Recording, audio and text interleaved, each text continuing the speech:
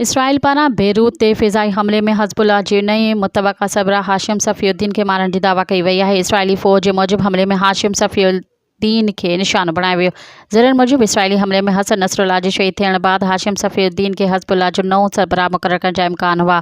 हज़बुल्लाह पारां हाशिम सफ़ीउद्दीन जे शहीद थियण जी तस्दीक न कई वई। हज़बुल्लाह पारां 17 इसराइली फ़ौजी मारण जी दावा कई वई आहे। हज़बुल्लाह पारां टेलीग्राम ते जारी कयल बयान में चयो वियो आहे त ॾखण लबनान जे ओदेसा में ऐं कुफर कली वारनि इलाक़नि में दाख़िल थींदड़ इसराइली फ़ौजी जथनि खे रोकण दौरान चक्रियूं थियूं। बयान मूजिबि 10 कलाकनि ताईं जारी रहंदड़ चक्रियुनि दौरान 17 इसराइली फ़ौजी मारिजी अची विया।